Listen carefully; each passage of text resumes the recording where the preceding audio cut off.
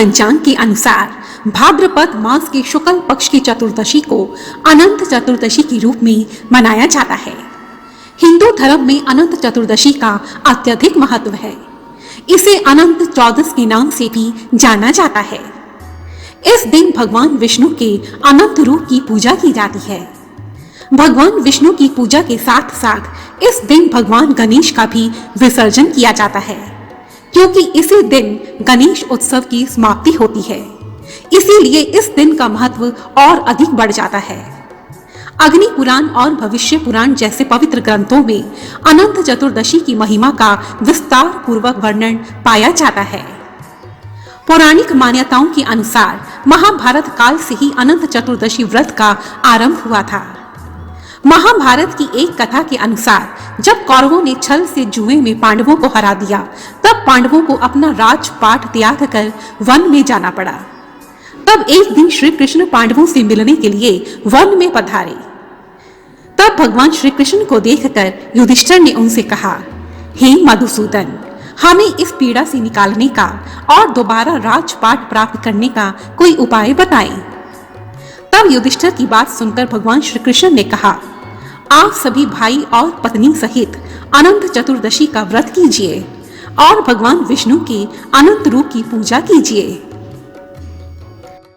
तब राजा युधिष्ठिर ने भगवान श्री कृष्ण से पूछा, हे मधुसूदन, अनंत भगवान कौन है? यह सब आप हमें बताने की कृपा करें। यह सुनकर भगवान श्री कृष्ण ने कहा, हे युधिष्ठिर, यह भगवान विष्णु का ही एक रूप है। चातुर्मास में भगवान विष्णु शेष नाग की शैया पर अनंत शयन में रहते हैं और अनंत आनंद में डूबे रहते हैं। अनंत भगवान ने ही वामन अवतार में 2 पग में ही तीनों लोकों को नाप लिया था। इनका ना तो कोई आदि है और ना ही कोई अंत है, और इसी कारण यह अनंत कहलाते हैं तथा इनकी पूजा से अनंत आनंद की प्राप्ति होती है। अतः हे युधिष्ठिर, इनके पूजन से आपके सभी कष्ट समाप्त हो जाएंगे। तब श्री कृष्ण की आज्ञा से युधिष्ठिर ने अपने परिवार सहित अनंत चतुर्दशी का विधिवत व्रत किया और अनंत भगवान की कृपा से उन्हें पुनः अपना खोया हुआ राज्य वापस मिल गया। अनंत चतुर्दशी का दिन भगवान विष्णु का दिन माना जाता है। अनंत भगवान ने सृष्टि के आरंभ में 14 लोकों, ये लोक के नाम है तल, अतल, वितल, सूतल, तलातल, रसातल, पाताल, भू, भुवा, स्वह, जन, तप, सत्य, महलोक की रचना की थी। और इन 14 लोकों की रक्षा करने के लिए भगवान स्वयं भी 14 रूपों में प्रकट हुए थे, और 14 रूपों में प्रकट होने के कारण वह अनंत प्रतीत होने लगे और अनंत कहलाए। इसी कारण अनंत चतुर्दशी का व्रत भगवान विष्णु को प्रसन्न करने और अनंत फल प्रदान करने वाला माना गया है। ऐसी मान्यता है कि इस दिन भगवान विष्णु की पूजा और व्रत करने के साथ साथ यदि विष्णु सहस्त्र नाम का भी पाठ किया जाए तो मनुष्य की समस्त मनोकामनाएं पूर्ण होती हैं। ऐसी मान्यता है कि यह व्रत यदि 14 वर्षों तक किया जाए तो उसे विष्णु लोक की प्राप्ति हो जाती है। इस दिन भगवान विष्णु की लोक कथाएं पढ़ी जाती है। इस व्रत की पूजा दोपहर में की जाती है। इस दिन अनंत भगवान की पूजा के पश्चात बाजू पर अनंत सूत्र बांधा जाता है, जिसे अनंत धागा भी कहा जाता है। यह धागा रेशम या सूत का बना होता है और इसमें 14 गांचें होती है। अनंत चतुर्दशी के पूजा में इस सूत्र का अत्यधिक महत्व होता है। यह अनंत सूत्र सूत के धागे को हल्दी में भिगोकर और 14 गांठ लगाकर तैयार किया जाता है, और प्रत्येक गांठ में श्री नारायण की विभिन्न नामों से पूजा की जाती है।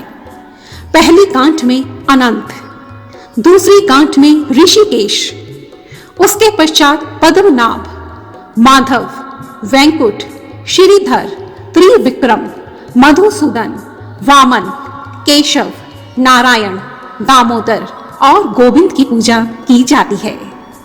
उसके पश्चात यह धागा श्री हरि को अर्पित किया जाता है तथा उसकी पूजा के पश्चात इस धागे को बाजू पर बांध दिया जाता है। ऐसी मान्यता है कि इस अनंत सूत्र को बांधने से व्यक्ति प्रत्येक कष्ट से दूर हो जाता है। स्त्रियां अपने बाएं हाथ और पुरुष अपने दाएं हाथ पर अनंत सूत्र धारण करते हैं। अनंत चतुर्दशी पर भगवान विष्णु के साथ साथ यमुना नदी और शेष नाग की भी पूजा की जाती है। अनंत चतुर्दशी की यह पूजा व्यक्तिगत रूप से की जाती है। इसका कोई सामाजिक अथवा धार्मिक उत्सव नहीं होता। यह व्रत धन, पुत्र और सुख समृद्धि की कामना से किया जाता है। अब हम जानते हैं इस व्रत की पूजन विधि। पूजन विधि से पहले हम इसकी पूजन सामग्री जान लेते हैं। इस पूजा में कलश को यमुना नदी का प्रतीक और कुशा को शेष नाग का प्रतीक और 14 गांठों वाले धागे को भगवान श्री हरि का प्रतीक माना जाता है।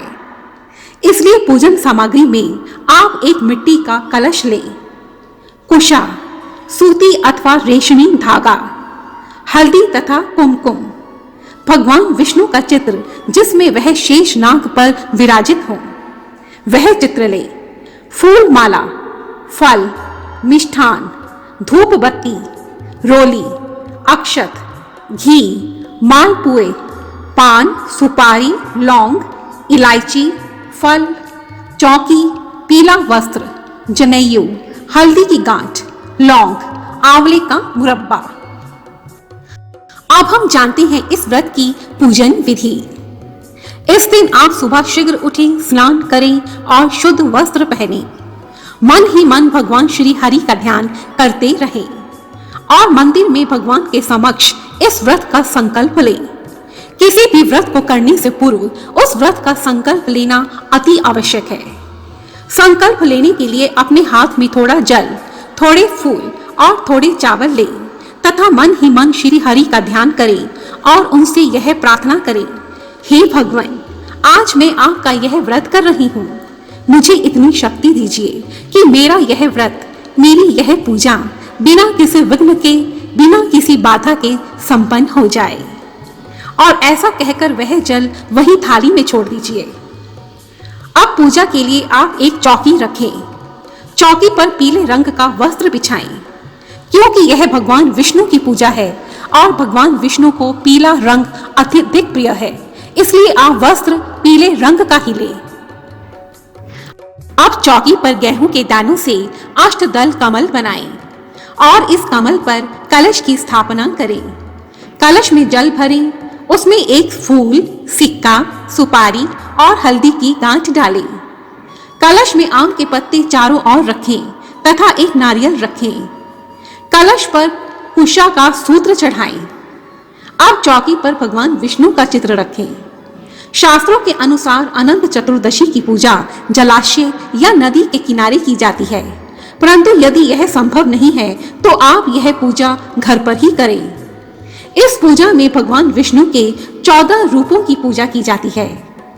इस दिन भगवान विष्णु जी के 14 नामों का इसलिए गुणगान करना अति पुण्यदायी है।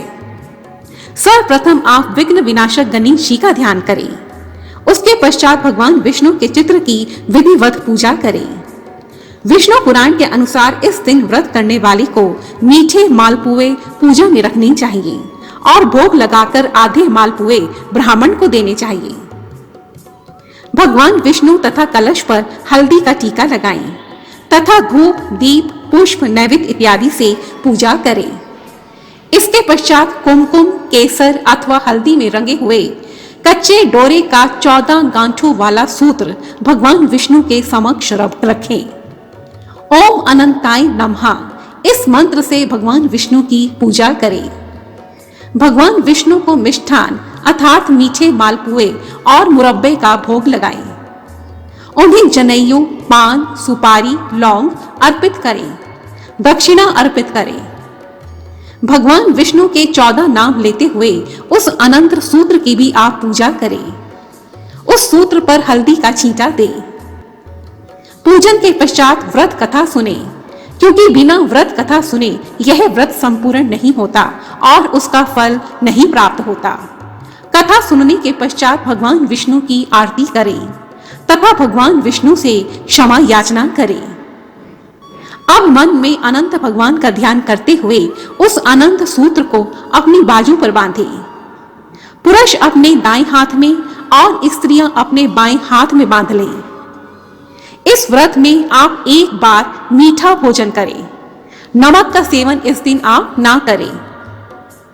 किसी भी पूजा, व्रत इत्यादि में दान का बहुत महत्व है। ब्राह्मणों, गाय और निर्धन को दान देने से पितृ दोष की समाप्ति होती है और साथ ही साथ हाथ की रेखाएं भी बदलने लगती हैं। इसीलिए इस दिन ब्राह्मण को भी मीठे मालपुए, फल इत्यादि से भोजन करवाएं और दक्षिणा दें। इस पूजा को श्रद्धा से करने वाले मनुष्य को अनंत काल तक सुख, समृद्धि और ऐश्वर्य की प्राप्ति होती है। अगले दिन उस कलश के जल को आप पूरे घर में छिड़क दें। यह पवित्र जल पूरे घर में पॉजिटिव वाइब्स लेकर आता है। इस प्रकार विधिवत पूजा करने से अनंत भगवान प्रसन्न होते हैं और अनंत काल तक अनंत आनंद की प्राप्ति होती है। जय श्री हरि बोलो, जय श्री नारायण।